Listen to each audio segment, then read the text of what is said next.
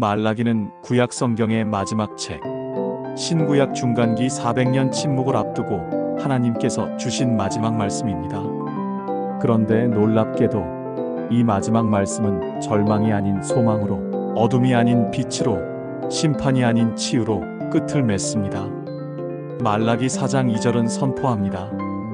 내 이름을 경외하는 너희에게는 공의로운 해가 떠올라서 치료하는 광선을 비추리니 너희가 나가서 외양간에서 나온 송아지같이 뛰리라. 공의로운 해, 치료하는 광선, 외양간에서 나온 송아지처럼 뛰는 자유와 기쁨. 이 아름다운 약속의 말씀 속으로 지금부터 함께 들어가 보겠습니다. 말라기, 히브리어로 말라키라고 하는 이 이름은 나의 사자 또는 나의 전령이라는 뜻을 가지고 있습니다. 어떤 학자들은 이것이 실제 이름이 아니라 직분을 나타내는 칭호라고 주장하기도 합니다. 하나님의 메시지를 전하는 사자, 곧 선지자를 의미한다는 것입니다. 그러나 이름이 무엇이든 중요한 것은 그가 전한 메시지입니다. 말라기는 주전 5세기경, 대략 주전 460년에서 430년 사이에 활동한 선지자로 추정됩니다. 말라기는 아마도 느헤미야와 동시대에 활동했거나 느헤미야가 바사로 잠시 돌아간 기간 동안 활동했을 가능성이 큽니다. 이 시기는 바벨론 포로에서 귀환한 지 약 100년이 지난 때였습니다. 첫 번째 귀환자들이 스룹바벨의 인도로 돌아온 것이 주전 538년경이었고 그들이 학개와 스가랴의 격려로 성전을 재건한 것이 주전 520년에서 515년 사이였습니다. 그로부터 약 60년 후인 주전 458년에는 에스라가 두 번째 귀환을 이끌었고 주전 445년에는 느헤미야가 예루살렘 성벽을 재건했습니다. 그렇다면 당시 상황은 어떠했을까요? 초기에는 분명 희망이 있었습니다. 70년간의 포로 생활을 끝내고 고국으로 돌아온 사람들의 마음에는 감격과 기대가 넘쳤습니다. 학개와 스가랴의 예언대로 성전이 재건되었습니다. 비록 솔로몬 성전의 영광에는 미치지 못했지만 그래도 하나님께 제사를 드릴 수 있는 성전이 다시 서게 된 것입니다. 에스라는 율법을 가르쳤고 느헤미야는 성벽을 재건했습니다. 영적 부흥의 바람이 불었고 백성들은 눈물로 회개하며 하나님의 율법에 순종하기로 서약했습니다. 그러나 시간이 흐르면서 모든 것이 변했습니다. 초기의 열정은 식었고 신앙은 다시 형식주의로 흘러갔습니다. 하나님께서 약속하신 메시아는 오지 않았고 이스라엘은 여전히 페르시아의 지배 아래 있었습니다. 하나님께서 정말 우리와 함께 계신가? 우리가 성전을 재건하고 율법을 지켰는데 왜 아무것도 변하지 않는가? 이런 회의와 불신이 백성들의 마음에 스며들기 시작했습니다. 말라기가 지적한 당시의 문제들을 살펴보겠습니다. 첫째, 제사장들의 부패였습니다. 하나님께 드리는 제사를 소홀히 하여 흠있고 병든 제물을 제단에 드렸습니다. 말라기 1장 6절에서 8절입니다. 만군의 여호와가 너희 제사장들에게 이르노라. 아들은 그 아버지를, 종은 그 주인을 공경하나니 내가 아버지일진대 나를 공경함이 어디 있느냐? 내가 주인일진대 나를 두려워함이 어디 있느냐? 너희가 내 이름을 멸시하고도 이르기를 우리가 어떻게 주의 이름을 멸시하였나이까 하는도다. 너희가 더러운 떡을 나의 제단에 드리고도 말하기를 우리가 어떻게 주를 더럽게 하였나이까 하는도다. 이는 너희가 주의 상은 경멸히 여길 것이라 생각함이라. 너희가 눈먼 희생 제물을 드리는 것이 어찌 악하지 아니하냐? 저는 것, 병든 것을 드리는 것이 어찌 악하지 아니하냐?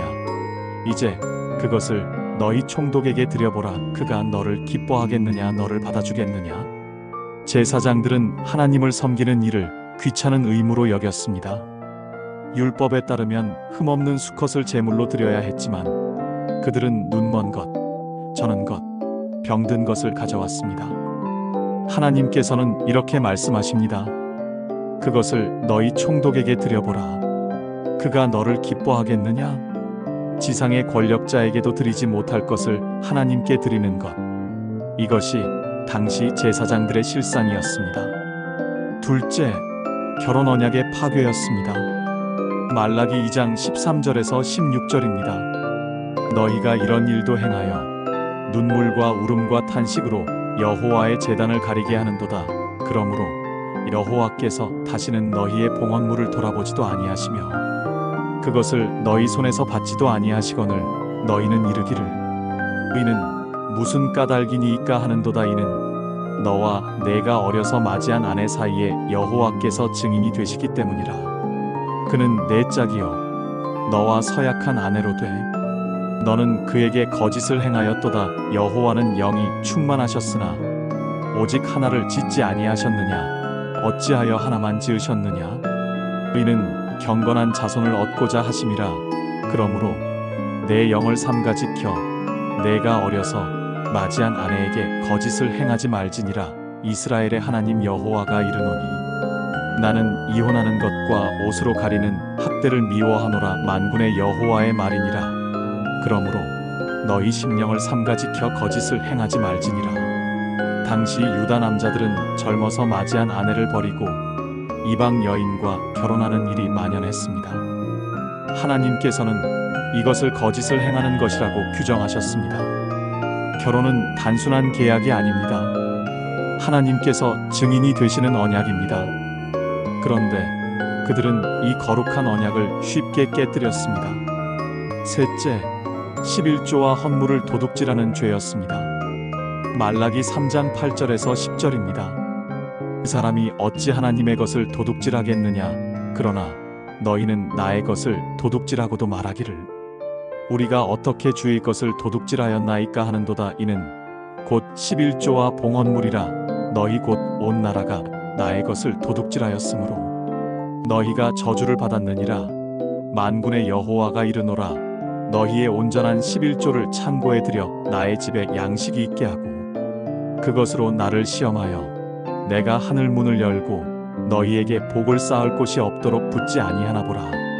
백성들은 하나님께 드려야 할 11조와 헌물을 아끼고 멸시했습니다. 그들은 물질을 하나님보다 더 사랑했고 하나님의 것을 자기 것으로 착복했습니다.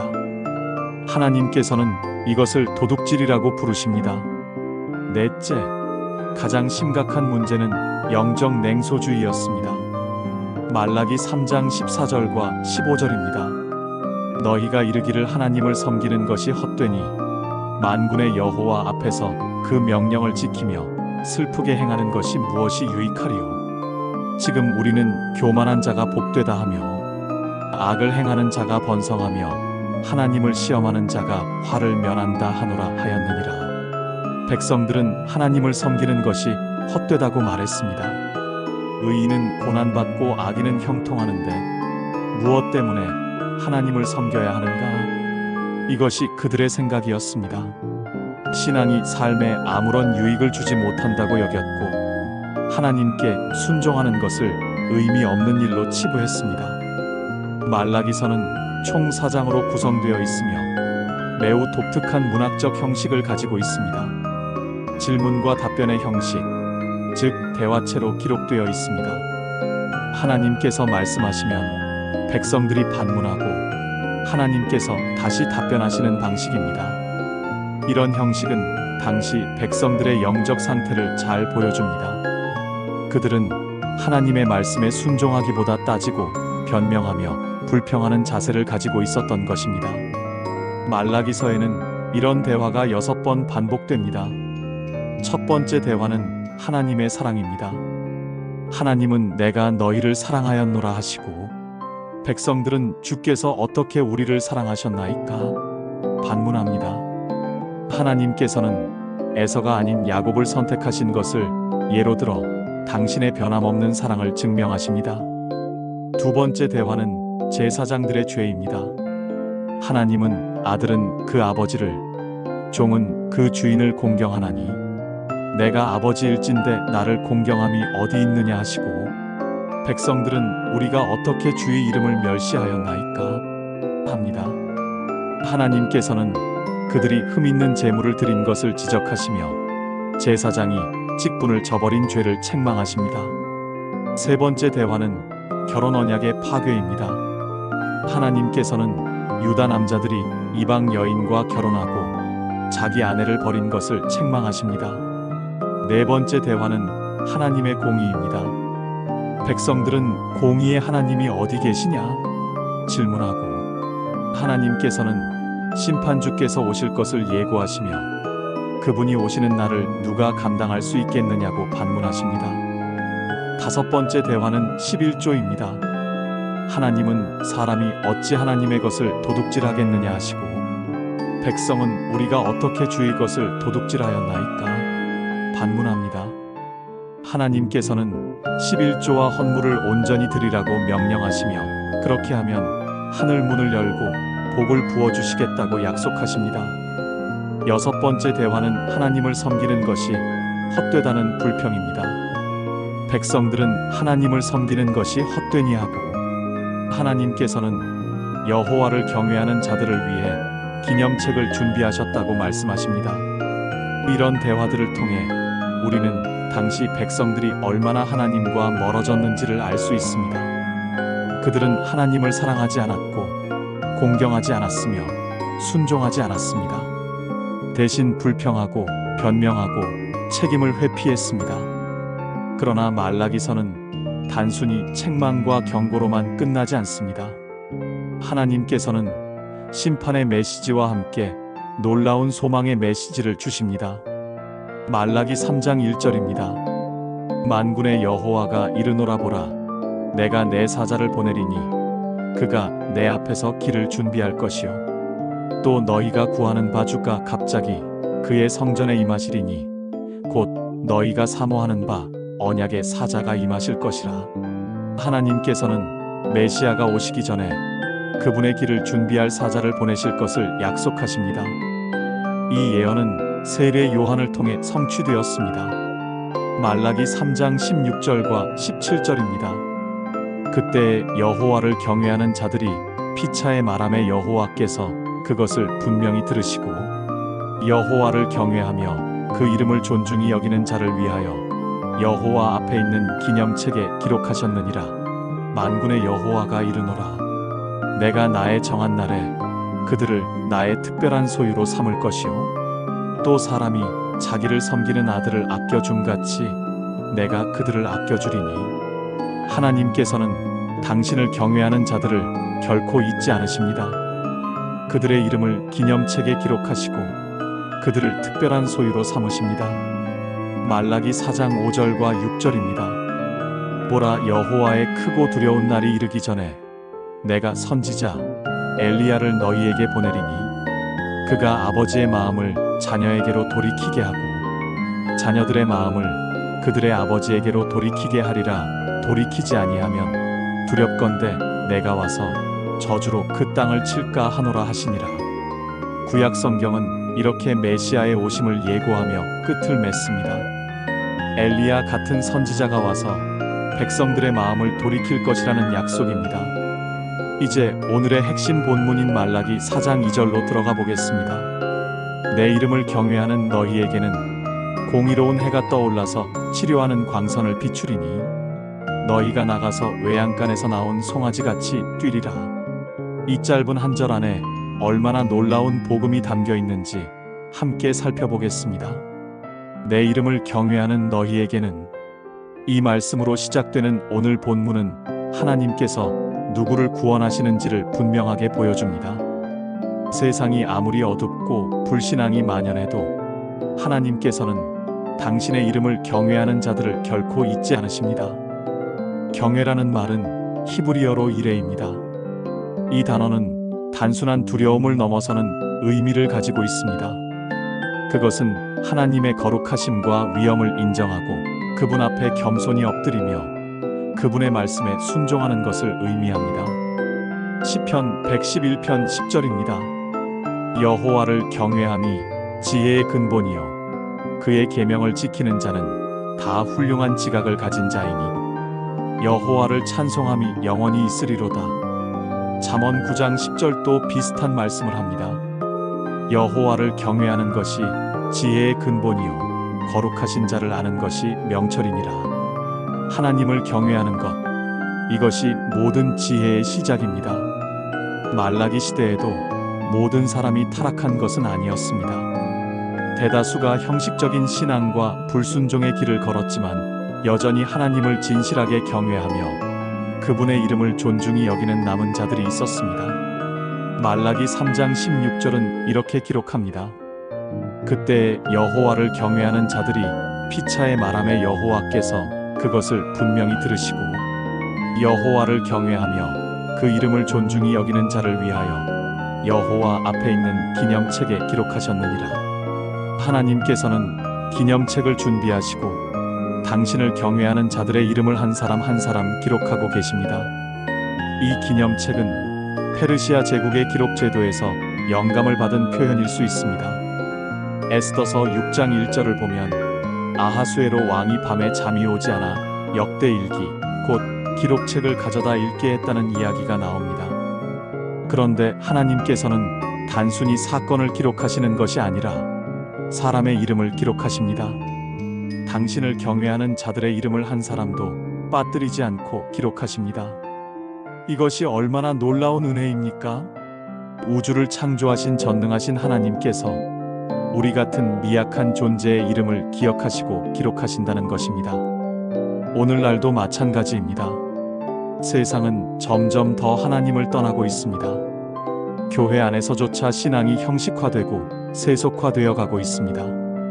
그러나 이런 때일수록 하나님께서는 진정으로 당신을 경외하는 자들을 찾고 계십니다.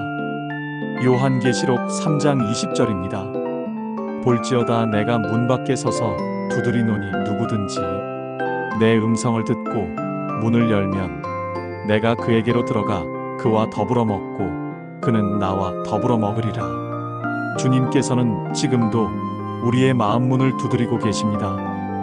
형식적인 신앙이 아닌 진정한 경외함으로 그분을 맞이하는 자들을 찾고 계십니다. 공의로운 해가 떠올라서, 여기서 공의로운 해는 히브리어로 셰메쉬 체다카입니다. 직역하면 의의 태양 또는 공의의 태양이 됩니다. 이것은 단순한 자연의 태양이 아닙니다. 이것은 장차 오실 메시아를 상징하는 표현입니다. 고대 근동 문화에서 태양은 매우 중요한 상징이었습니다. 이집트에서는 파라오를 태양신 라의 아들로 여겼습니다. 바벨론과 페르시아에서도 왕은 태양과 연관되어 묘사되었습니다. 태양은 왕권과 신성을 상징했습니다. 그런데 하나님께서는 이러한 이미지를 사용하시어 오실 메시아께서 이 세상의 진정한 왕이시며 어둠을 물리치는 빛이 되실 것을 예언하셨습니다. 이 예언은 신약 시대의 예수 그리스도를 통해 성취되었습니다. 예수님께서 탄생하실 때의 상황을 생각해 보십시오. 로마 제국의 어둠이 세상을 지배하고 있었습니다. 이스라엘은 외국의 압제 아래 신음하고 있었습니다. 영적으로도 암흑기였습니다. 바리새인들의 형식주의와 위선이 만연했고 사두개인들의 불신앙이 성전을 차지하고 있었습니다. 선지자의 음성이 끊어진 지 400년이 지났습니다. 하늘은 침묵하고 있는 것처럼 보였습니다. 그런데 바로 그 어둠 속에서 공의로운 해가 떠올랐습니다. 누가복음 1장 78절과 79절, 사가랴의 찬송입니다. 우리 하나님의 긍휼로 인하여 돋는 해가 위로부터 우리에게 임하여 어둠과 죽음의 그늘에 앉은 자에게 비치고 우리 발을 평강의 길로 인도하시리로다 하니라. 말라기가 예언한 공의로운 해는 바로 예수 그리스도이십니다. 누가복음 2장 10절과 11절, 천사가 목자들에게 전한 기쁜 소식입니다. 천사가 이르되 무서워하지 말라 보라. 내가 온 백성에게 미칠 큰 기쁨의 좋은 소식을 너희에게 전하노라. 오늘 다윗의 동네에 너희를 위하여 구주가 나셨으니 곧 그리스도 주시니라. 공의로운 해가 떠올랐습니다. 요한복음 8장 12절입니다. 예수께서 또 말씀하여 이르시되 나는 세상의 빛이니 나를 따르는 자는 어둠에 다니지 아니하고 생명의 빛을 얻으리라. 요한복음 9장 5절입니다. 내가 세상에 있는 동안에는 세상의 빛이로라. 요한복음 1장 4절과 5절은 이렇게 증거합니다. 그 안에 생명이 있었으니 이 생명은 사람들의 빛이라.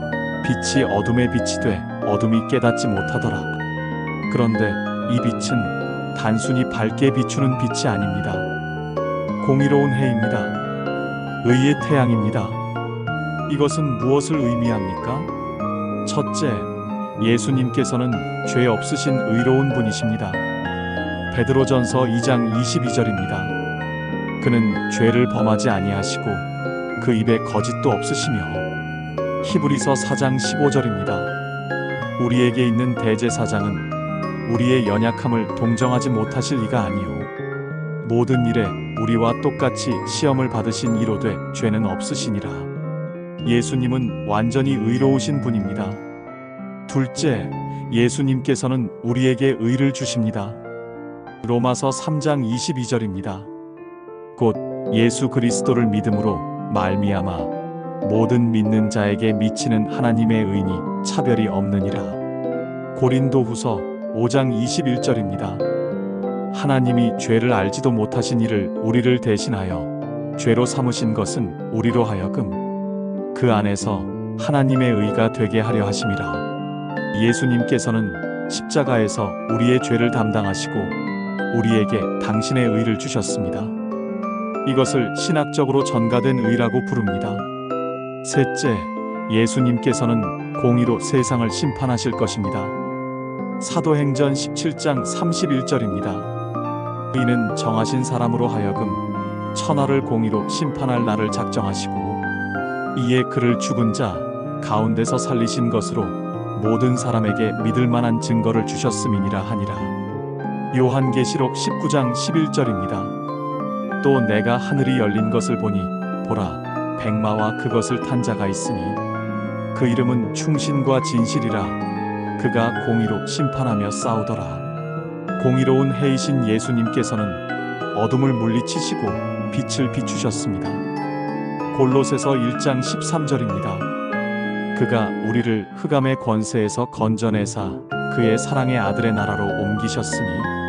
에베소서 5장 8절입니다. 너희가 전에는 어둠이더니 이제는 주 안에서 빛이라. 빛의 자녀들처럼 행하라. 치료하는 광선을 비추리니. 이 표현은 히브리어로 마르페입니다. 치유, 회복, 건강을 의미하는 단어입니다. 공의로운 해가 비추는 빛은 단순히 어둠을 몰아내는데 그치지 않습니다. 적극적으로 치유하고 회복시키는 능력을 가지고 있습니다. 왜 치유가 필요합니까? 죄가 인간을 병들게 만들었기 때문입니다. 이사야 1장 5절과 6절은 죄로 병든 인간의 상태를 이렇게 묘사합니다. 너희가 어찌하여 매를 더 맞으려고 반역을 거듭하느냐. 온 머리는 병들었고 온 마음은 피곤하였으며 발바닥에서 머리까지 성한 곳이 없이 상한 것과 터진 것과 새로 맞은 흔적뿐이거늘 그것을 짜며 싸매며 기름으로 유하게 함을 받지 못하였도다. 온 머리는 병들었고 온 마음은 피곤하였으며 발바닥에서 머리까지 성한 곳이 없이. 이것이 죄로 인한 인간의 상태입니다. 영혼이 병들고 마음이 상처 입고 관계가 깨어지고 삶이 무너졌습니다. 예레미야 8장 22절은 이렇게 탄식합니다. 길르앗에는 유향이 없느냐. 그곳에는 의사가 없느냐. 딸 내 백성이 치유를 받지 못함은 어찌 됨이냐. 길르앗은 유향으로 유명한 지역이었습니다.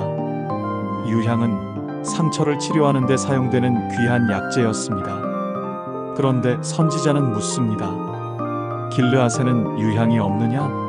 의사가 없느냐? 있습니다. 유향도 있고 의사도 있습니다. 그런데 왜 백성이 치유를 받지 못합니까? 그것은 육체의 병이 아니라 영혼의 병이기 때문입니다. 인간의 방법으로는 치유할 수 없는 근본적인 병이기 때문입니다.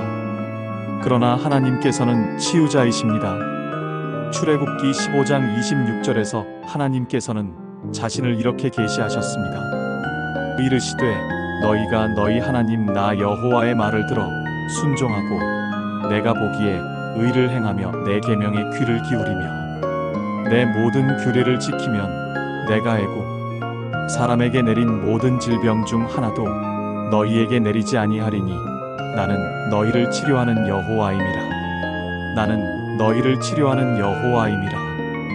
히브리어로 여호와 로페카입니다. 하나님의 이름 중 하나입니다.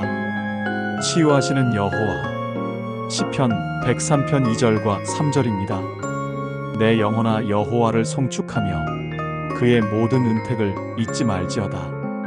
그가 내 모든 죄악을 사하시며 내 모든 병을 고치시며.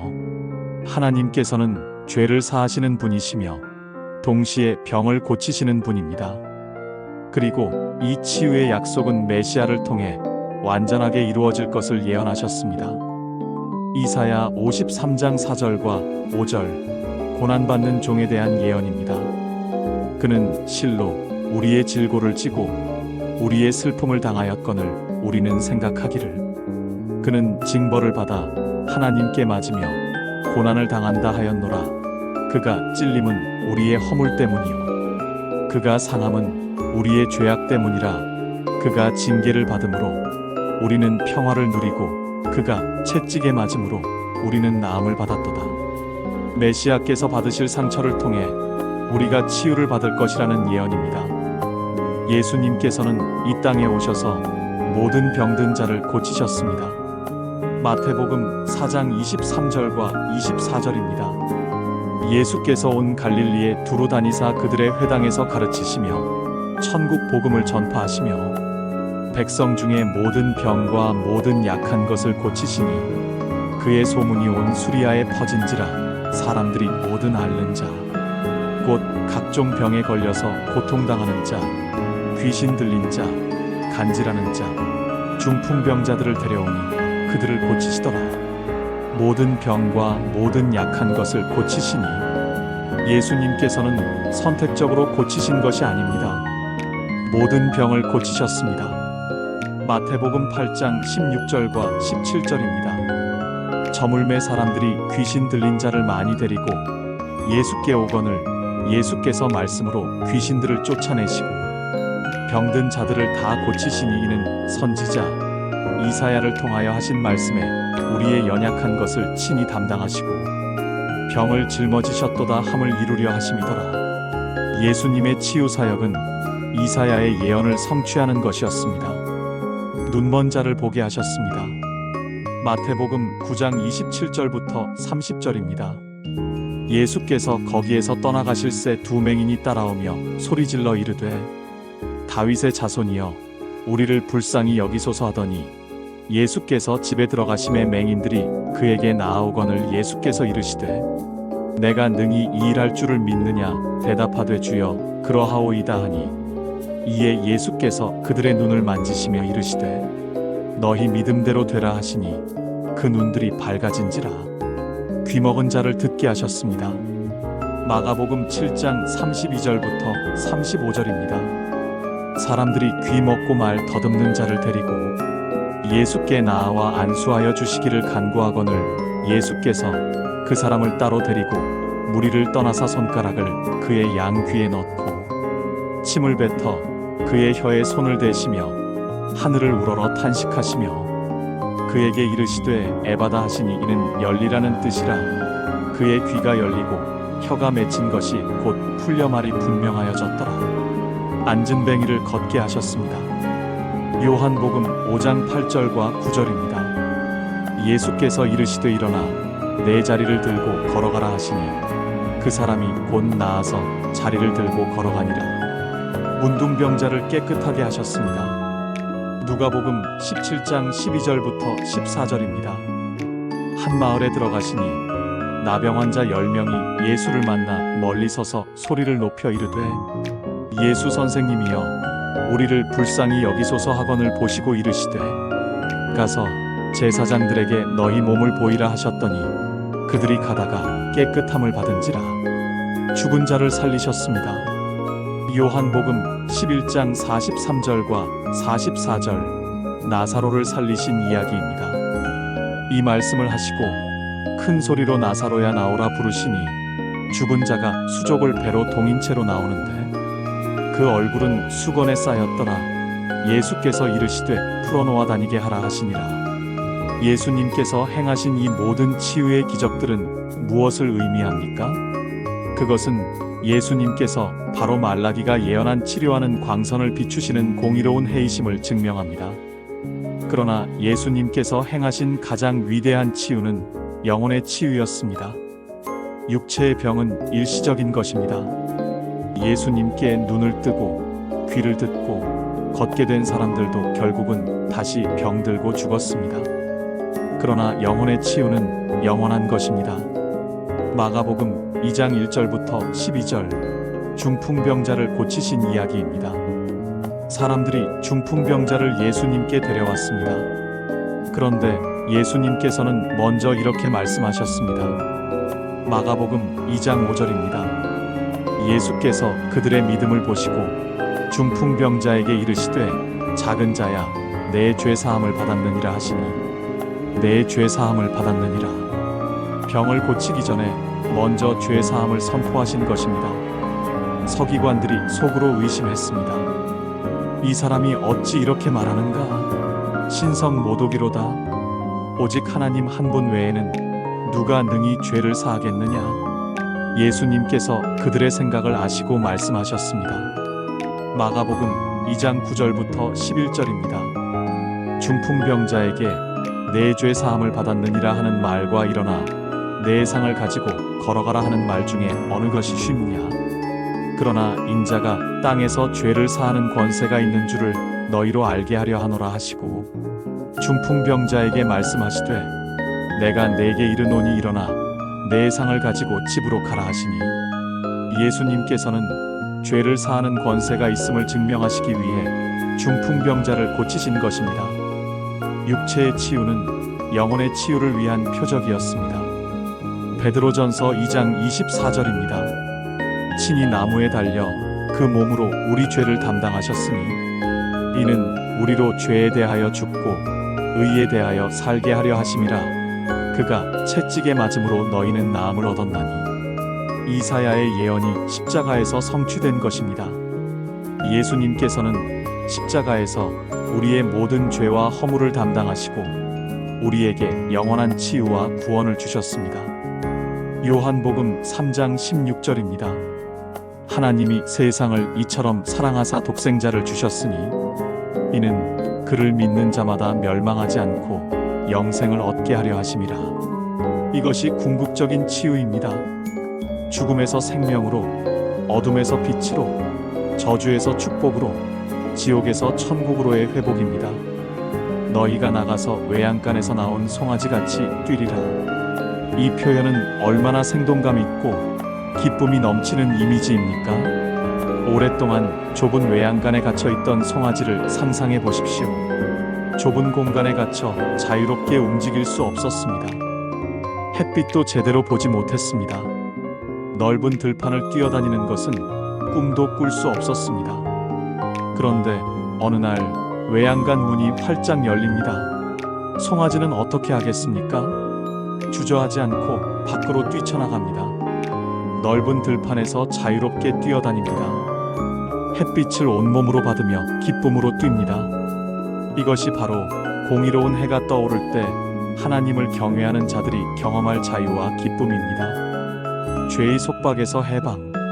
죄는 인간을 속박합니다. 요한복음 8장 34절 예수님의 말씀입니다. 예수께서 대답하시되 진실로 진실로 너희에게 이르노니 죄를 범하는 자마다 죄의 종이라. 죄를 범하는 자는 죄의 종입니다. 외양간에 갇힌 송아지처럼 죄의 감옥에 갇혀 있습니다. 사탄은 사람들을 어둠의 감옥에 가두어 놓고 자유를 빼앗습니다. 로마서 7장 23절과 24절 바울의 탄식입니다.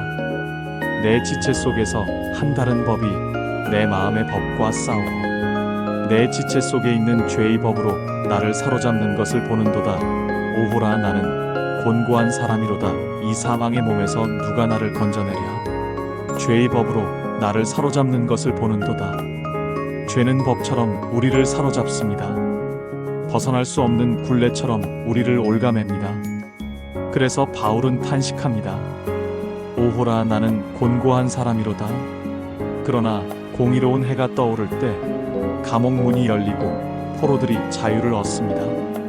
이사야 61장 1절, 메시아의 사역에 대한 예언입니다. 주 여호와의 영이 내게 임하셨으니 이는 여호와께서 내게 기름을 부으사 가난한 자에게 아름다운 소식을 전하게 하려 하심이라.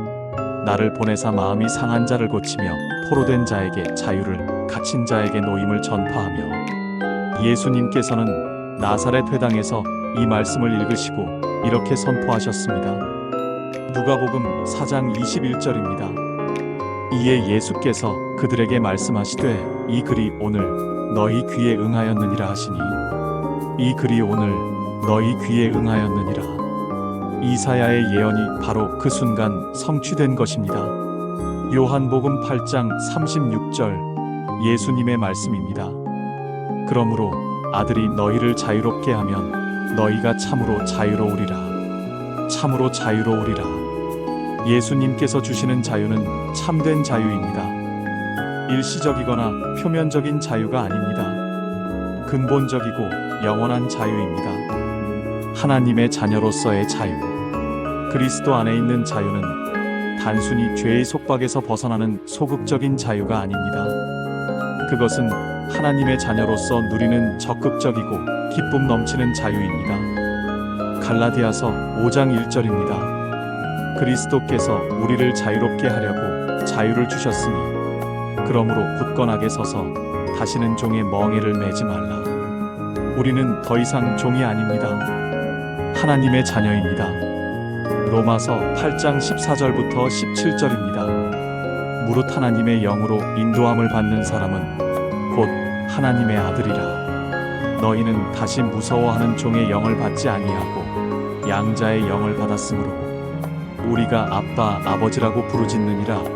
성령이 친히 우리의 영과 더불어 우리가 하나님의 자녀인 것을 증언하시나니, 자녀이면 또한 상속자 곧 하나님의 상속자여 그리스도와 함께한 상속자니 우리가 그와 함께 영광을 받기 위하여 고난도 함께 받아야 할 것이니라.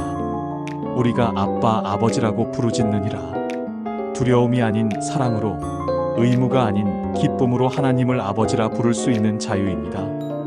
로마서 8장 21절입니다. 그 바라는 것은 피조물도 썩어짐의 종노릇한 데서 해방되어 하나님의 자녀들의 영광의 자유에 이르는 것이니라. 하나님의 자녀들의 영광의 자유. 이것이 우리가 받은 자유입니다. 고린도후서 3장 17절입니다. 주는 영이시니 주의 영이 계신 곳에는 자유가 있느니라. 기쁨으로 뛰는 삶. 외양간에서 나온 송아지가 뛰는 것처럼 우리도 기쁨으로 뜁니다. 그리스도인의 삶은 무겁고 답답한 종교적 의무가 아닙니다. 그것은 자유와 기쁨이 넘치는 삶입니다.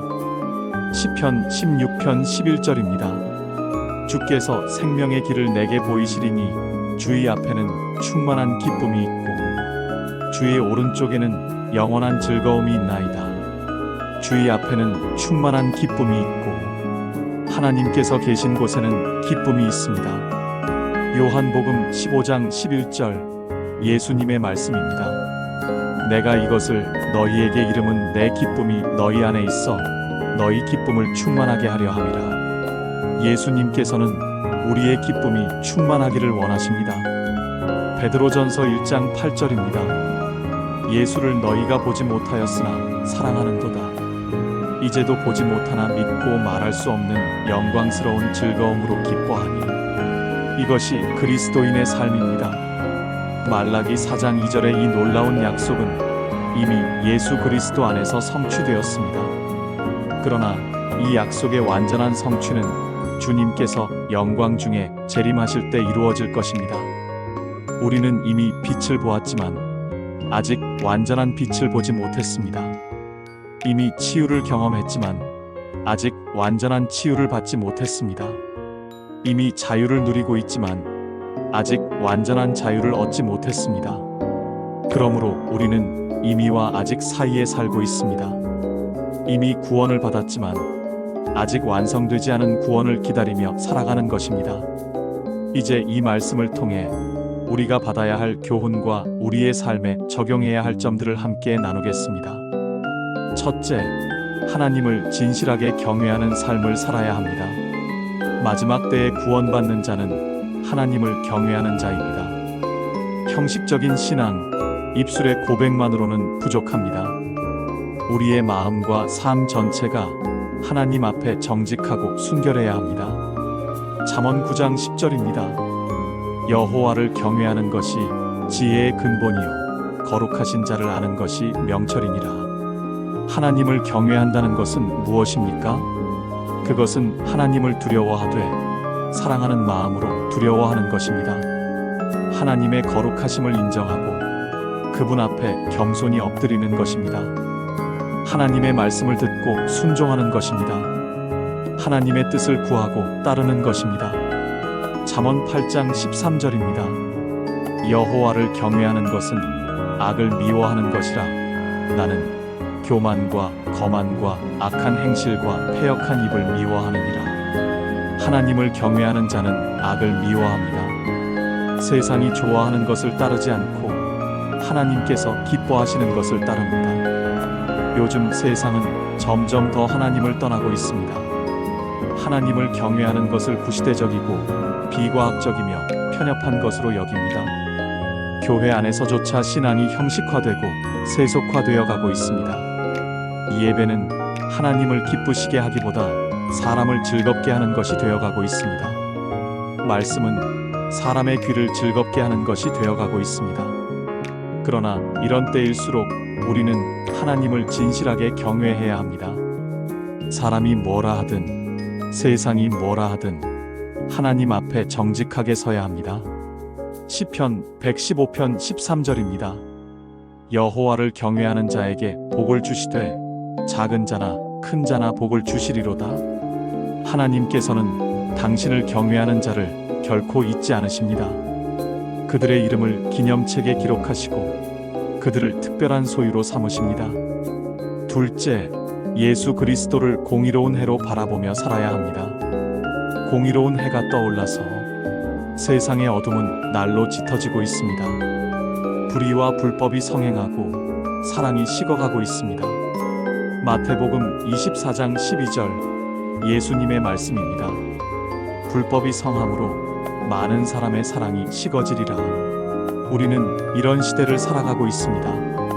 뉴스를 보면 낙심하게 됩니다. 세상을 보면 절망하게 됩니다. 그러나 우리에게는 소망이 있습니다. 공의로운 해이신 예수님께서 이미 떠오르셨고 다시 오실 것입니다. 히브리서 12장 2절입니다. 믿음의 주요 또 온전하게 하시는 이인 예수를 바라보자. 그는 그 앞에 있는 기쁨을 위하여 십자가를 참으사 부끄러움을 개의치 아니하시더니 하나님 보좌 우편에 앉으셨느니라. 예수를 바라보자. 환경을 바라보지 말고 예수님을 바라보십시오. 문제를 바라보지 말고 예수님을 바라보십시오. 어둠을 바라보지 말고 빛 되신 예수님을 바라보십시오. 시편 121편 1절과 2절입니다. 내가 산을 향하여 눈을 들리라. 나의 도움이 어디서 올까? 나의 도움은 천지를 지으신 여호와에게서로다. 우리의 도움은 주님께로부터 옵니다. 요한계시록 22장 16절 예수님의 말씀입니다. 나 예수는 교회들을 위하여 내 사자를 보내어 이것들을 너희에게 증언하게 하였노라. 나는 다윗의 뿌리요 자손이니 곧 광명한 새벽별이라 하시더라. 예수님은 어둠이 가장 짙을 때 떠오르는 새벽별이십니다. 밤이 지나고 새날이 밝아올 것을 알리는 별이십니다. 우리가 아무리 어두운 밤을 지나고 있어도 새벽별이신 예수님을 바라보면 희망이 있습니다. 셋째, 그리스도의 치료하는 광선으로 날마다 회복을 경험해야 합니다. 치료하는 광선을 비추리니 우리는 여전히 이 땅에서 많은 상처와 아픔을 경험합니다. 때로는 죄로 인해, 때로는 환경으로 인해, 때로는 관계의 문제로 인해 우리의 영혼이 병들고 마음이 상처받습니다. 그러나 우리에게는 치유자이신 예수님이 계십니다. 시편 147편 3절입니다. 상심한 자들을 고치시며 그들의 상처를 싸매시는도다. 하나님께서는 상심한 자들을 고치시는 분입니다. 우리의 상처를 싸매시는 분입니다. 날마다 주님께 나아가 그분의 치유의 광선을 받아야 합니다. 어떻게 주님께 나아갑니까? 첫째, 기도로 나아가야 합니다. 빌립보서 4장 6절과 7절입니다. 아무것도 염려하지 말고 다만 모든 일에 기도와 간구로 너희 구할 것을 감사함으로 하나님께 아뢰라. 그리하면 모든 지각에 뛰어난 하나님의 평강이 그리스도 예수 안에서 너희 마음과 생각을 지키시리라. 상한 마음을, 병든 영혼을, 지친 몸을 가지고 주님께 나아가십시오. 주님께서 치유하실 것입니다. 둘째, 말씀으로 나아가야 합니다. 시편 119편 105절입니다. 주의 말씀은 내 발의 등이요 내 길의 빛이니이다. 하나님의 말씀은 우리의 길의 빛이 됩니다. 말씀을 읽고 묵상하십시오. 말씀이 우리의 영혼을 치유하고 회복시킬 것입니다. 셋째, 예배로 나아가야 합니다. 시편 73편 16절과 17절입니다. 내가 어찌하면 이를 알까 하여 생각한즉 내게 심히 곤란하더니 하나님의 성소에 들어갈 때에야 그들의 종말을 내가 깨달았나이다. 시편 기자는 삶의 문제로 고민하다가 하나님의 성소에 들어갈 때 깨달음을 얻었습니다. 예배하십시오. 예배 가운데 주님을 만나고 치유를 받고 회복을 경험하십시오. 넷째, 외양간에서 나온 송아지처럼 자유와 기쁨으로 살아야 합니다. 너희가 나가서 외양간에서 나온 송아지같이 뛰리라. 그리스도인의 삶은 무겁고 답답한 종교적 의무가 아닙니다. 그것은 자유와 기쁨이 넘치는 삶입니다. 갈라디아서 5장 1절입니다. 그리스도께서 우리를 자유롭게 하려고 자유를 주셨으니 그러므로 굳건하게 서서 다시는 종의 멍에를 매지 말라. 우리는 자유를 받았습니다. 죄와 사망의 법에서 해방되었고 성령 안에서 참된 자유를 누리고 있습니다. 그런데 안타깝게도 많은 그리스도인들이 여전히 종의 멍에를 메고 살아갑니다. 율법주의의 멍에를 메고 있습니다. 죄책감의 멍에를 메고 있습니다. 사람의 평가와 시선의 멍에를 메고 있습니다. 그러나 예수님께서는 우리를 자유롭게 하셨습니다. 마태복음 11장 28절부터 30절 예수님의 초대입니다. 수고하고 무거운 짐진 자들아 다 내게로 오라. 내가 너희를 쉬게 하리라. 나는 마음이 온유하고 겸손하니 나의 멍에를 메고 내게 배우라. 그리하면 너희 마음이 쉼을 얻으리니 이는 내 멍에는 쉽고 내 짐은 가벼움이라 하시니라. 주님의 멍에는 쉽고 주님의 짐은 가볍습니다. 그리고 기쁨으로 살아야 합니다. 빌립보서 4장 4절입니다. 주 안에서 항상 기뻐하라. 내가 다시 말하노니 기뻐하라. 항상 기뻐하라. 상황이 좋을 때만 기뻐하라는 것이 아닙니다. 항상 기뻐하라는 것입니다. 데살로니가전서 5장 16절부터 18절입니다. 항상 기뻐하라. 쉬지 말고 기도하라. 범사에 감사하라. 이것이 그리스도 예수 안에서 너희를 향하신 하나님의 뜻이니라. 항상 기뻐하고 쉬지 말고 기도하고 범사에 감사하는 것이 하나님의 뜻입니다. 다섯째, 장차 완전히 임할 하나님의 나라를 소망하며 살아야 합니다.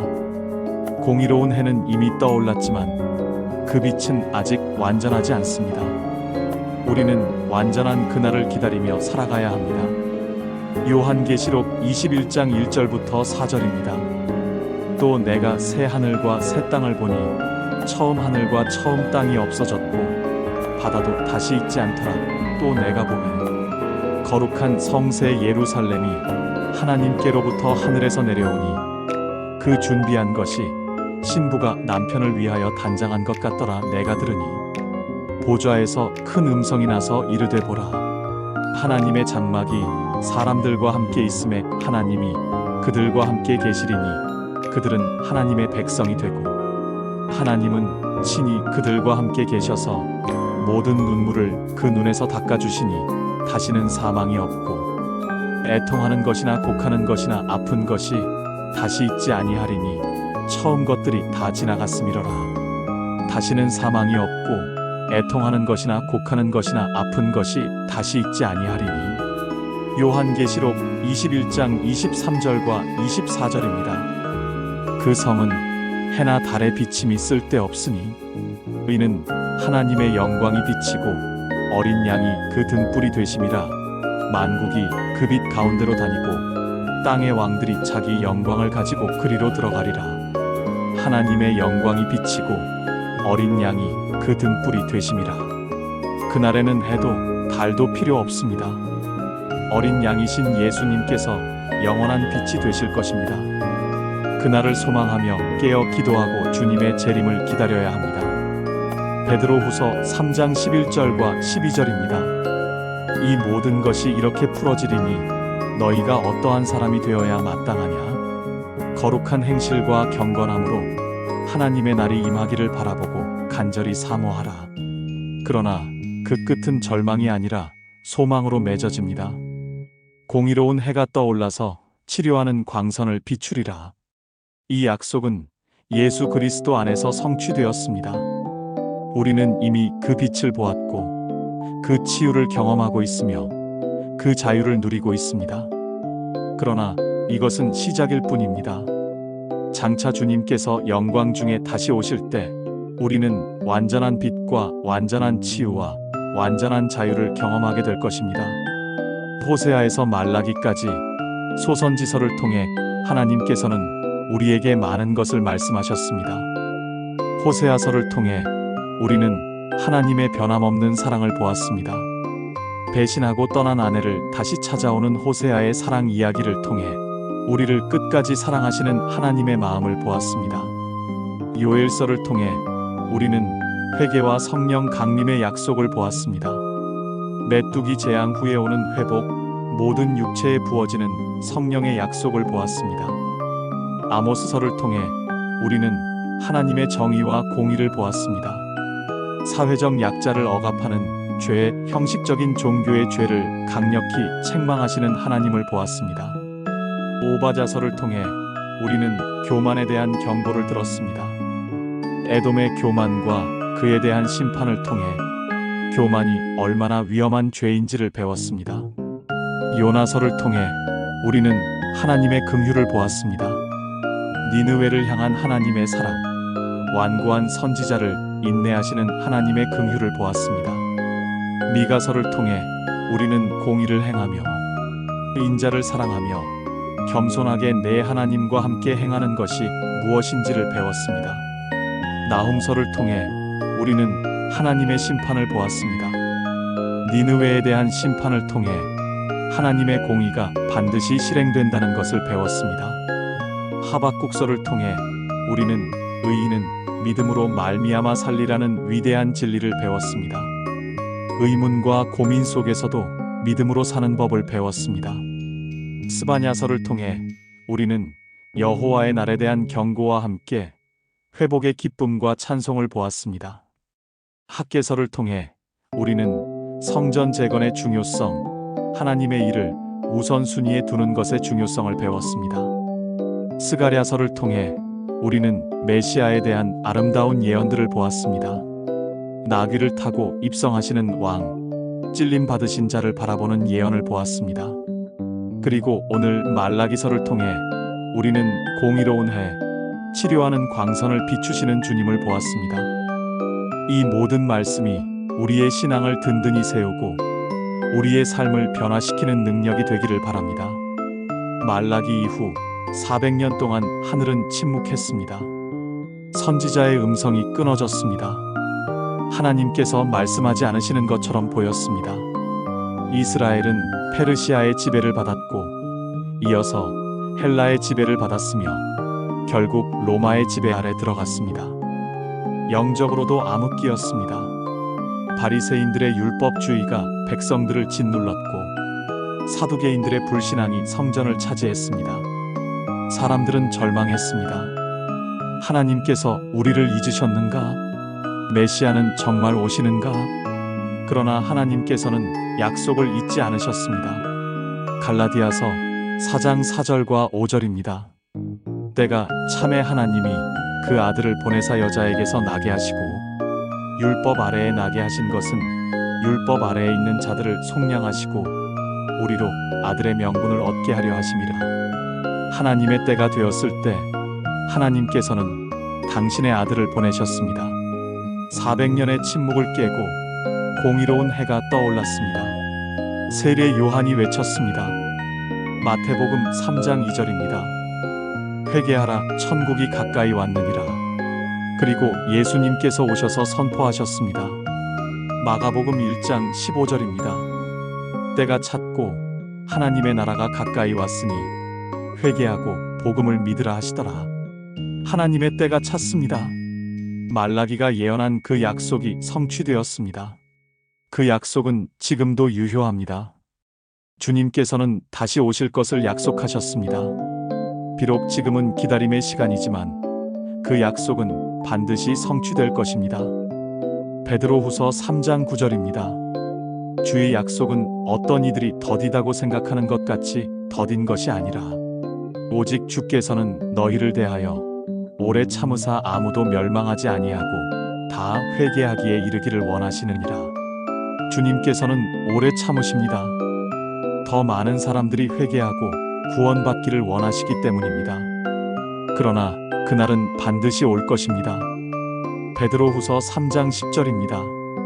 그러나 주의 날이 도둑같이 오리니 그날에는 하늘이 큰 소리로 떠나가고 물질이 뜨거운 불에 풀어지고 땅과 그 중에 있는 모든 일이 드러나리로다. 그러므로 낙심하지 맙시다. 세상이 아무리 어둡고 힘들어도 공의로운 해는 이미 떠올랐고 그 빛은 어둠을 이기고 있습니다. 요한복음 1장 5절입니다. 빛이 어둠에 빛이 돼 어둠이 깨닫지 못하더라. 어둠은 결코 빛을 이길 수 없습니다. 우리 각자의 삶 속에서도 공의로운 해이신 예수님을 더욱 깊이 경험해야 합니다. 혹시 영혼의 병으로 고통받고 계신 분이 있습니까? 죄책감에 시달리고 계십니까? 과거의 상처가 아물지 않고 있습니까? 관계의 문제로 마음이 아프십니까? 미래에 대한 두려움이 있으십니까? 그렇다면 지금 주님께 나아오십시오. 주님의 치료하는 광선을 받으십시오. 시편 34편 18절입니다. 여호와는 마음이 상한 자를 가까이 하시고 충심으로 통회하는 자를 구원하시는도다. 주님께서는 마음이 상한 자를 가까이 하십니다. 주님께 나아가는데 부끄러워하지 마십시오. 주님께서는 우리를 정죄하지 않으십니다. 로마서 8장 1절입니다. 그러므로 이제 그리스도 예수 안에 있는 자에게는 결코 정죄함이 없나니 주님께서는 우리를 정죄하지 않으시고 치유하십니다. 혹시 죄의 속박에서 벗어나지 못하고 계신 분이 있습니까? 같은 죄를 반복하며 좌절하고 계십니까? 자유를 얻고 싶지만 방법을 모르십니까? 그렇다면 예수님께 나아오십시오. 요한복음 8장 36절입니다. 그러므로 아들이 너희를 자유롭게 하면 너희가 참으로 자유로우리라. 오직 예수님만이 우리를 참으로 자유롭게 하실 수 있습니다. 우리의 노력으로, 우리의 결심으로는 진정한 자유를 얻을 수 없습니다. 오직 예수님의 은혜로만 가능합니다. 로마서 6장 14절입니다. 죄가 너희를 주장하지 못하리니 이는 너희가 법 아래에 있지 아니하고 은혜 아래에 있음이라. 혹시 슬픔과 낙심 가운데 있는 분이 있습니까? 기쁨을 잃어버리셨습니까? 삶이 무겁고 답답하게 느껴지십니까? 그렇다면 이제 외양간에서 나온 송아지처럼 뛰십시오. 주님께서 주시는 자유와 기쁨을 누리십시오. 요한복음 10장 10절 예수님의 말씀입니다. 도둑이 오는 것은 도둑질하고 죽이고 멸망시키려는 것뿐이요 내가 온 것은 양으로 생명을 얻게 하고 더 풍성히 얻게 하려는 것이라. 예수님께서는 우리가 풍성한 생명을 누리기를 원하십니다. 시편 30편 11절입니다. 주께서 나의 슬픔을 변하여 내게 춤이 되게 하시며 나의 베옷을 벗기고 기쁨으로 띠띠우셨나이다. 주님께서는 우리의 슬픔을 춤으로 바꾸실 수 있습니다. 그리고 이 복음을 다른 이들에게도 전하라 하십니다. 아직 어둠 속에 있는 이들에게, 아직 치유받지 못한 이들에게, 아직 속박 속에 있는 이들에게 공의로운 해이신 예수 그리스도를 전하라 하십니다. 마태복음 5장 14절부터 16절 예수님의 말씀입니다. 너희는 세상의 빛이라.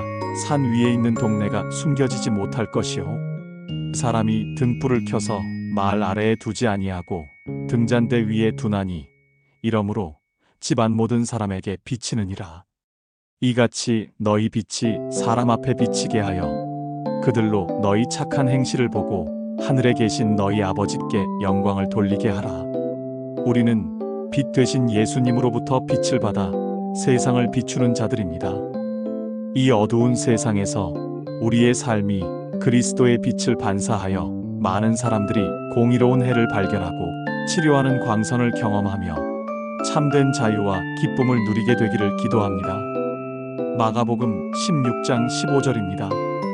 또 이르시되 너희는 온 천하에 다니며 만민에게 복음을 전파하라. 이것이 우리의 사명입니다. 우리가 받은 이 놀라운 복음을 공의로운 해이신 예수 그리스도를 온 세상에 전해야 합니다. 이 시간 하나님은 우리가 하나님을 경외하는 마음으로 살기를 결단하라 하십니다.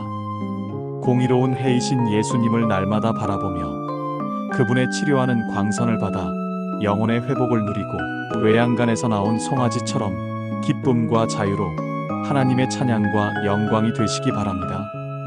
시편 118편 24절입니다. 이날은 여호와께서 정하신 것이라. 이날에 우리가 즐거워하고 기뻐하리로다. 이날에 우리가 즐거워하고 기뻐하라 하십니다. 예레미야 애가 3장 22절과 23절입니다. 여호와의 인자와 긍휼이 무궁하심으로 우리가 진멸되지 아니함이니이다. 이것들이 아침마다 새로우니 주의 성실하심이 크시도다. 이것들이 아침마다 새로우니 주님의 긍휼은 아침마다 새롭습니다. 어제의 실패에 얽매이지 마십시오. 오늘 새롭게 시작하십시오. 공의로운 해가 떠올랐습니다. 치료하는 광선이 비추고 있습니다. 외양간 문이 활짝 열렸습니다. 자유와 기쁨으로 뛰십시오. 구약 성경은 말라기서로 끝을 맺습니다. 그러나 그것은 끝이 아니라 시작이었습니다. 400년의 침묵 후에 하나님께서는 당신의 아들을 보내셨습니다. 공의로운 해가 떠올랐고 치료하는 광선이 비추었으며 감옥 문이 열렸습니다. 우리는 그 빛을 보았고 그 치유를 경험했으며 그 자유를 누리고 있습니다. 그리고 우리는 더 큰 소망을 가지고 있습니다. 주님께서 다시 오실 것입니다. 그날에는 모든 눈물이 닦아질 것이고 모든 슬픔이 사라질 것이며 모든 고통이 끝날 것입니다. 요한계시록 22장 20절입니다. 이것들을 증언하신 이가 이르시되 내가 진실로 속히 오리라 하시거늘 아멘. 주 예수여 오시옵소서. 이것이 우리의 기도입니다. 이것이 우리의 소망입니다. 그날까지 우리는 하나님을 경외하며 예수님을 바라보며 날마다 치유를 경험하며 기쁨과 자유로 살아가야 합니다. 호세아서에서 말라기까지 소선지서를 통해 우리가 함께 나눈 모든 말씀이 우리의 마음에 깊이 새겨지고 우리의 삶 속에서 열매 맺기를 소망합니다. 하나님의 변함없는 사랑, 회개와 회복의 메시지, 정의와 공의의 요구, 겸손과 순종의 상, 믿음으로 사는 법, 그리고 오실 메시아에 대한 소망, 이 모든 것이 우리의 신앙을 든든히 세우고 우리의 삶을 변화시키는 능력이 되기를 바랍니다. 하나님을 경외하는 마음으로 공의로운 해이신 예수님을 바라보며 그분의 치료하는 광선을 받아 날마다 회복되고 외양간에서 나온 송아지처럼 기쁨과 자유로 뛰노는 복된 삶이 되시기를 주님의 이름으로 소망합니다. 말라기 4장 2절의 말씀을 다시 한번 마음에 새기며 마무리하겠습니다. 내 이름을 경외하는 너희에게는 공의로운 해가 떠올라서 치료하는 광선을 비추리니 너희가 나가서 외양간에서 나온 송아지같이 뛰리라. 소선지서를 통하여 하나님의 사랑과 긍휼, 공의와 심판, 회개와 회복의 메시지를 함께 나누었습니다. 그 중심에는 항상 메시아에 대한 약속이 있었습니다. 그리고 그 약속은 예수 그리스도 안에서 성취되었습니다. 공의로운 해가 떠올랐습니다. 치료하는 광선이 비추고 있습니다. 우리는 자유와 기쁨으로 살 수 있습니다. 이 놀라운 복음을 삶 속에서 날마다 경험하시기를 바랍니다. 오늘 영상이 여러분의 신앙에 도움이 되었다면 구독과 좋아요 버튼을 눌러주시기 바랍니다. 그리고 댓글로 여러분의 생각과 은혜를 나눠주시면 감사하겠습니다. 소선지서 시리즈는 오늘로 마무리되지만 바이블 스토리 TV는 계속됩니다. 다음 영상에서 더 풍성한 말씀의 은혜를 나누겠습니다. 기대해 주시기 바랍니다. 하나님의 축복이 함께 하시기를 기도합니다. 바이블 스토리 TV였습니다.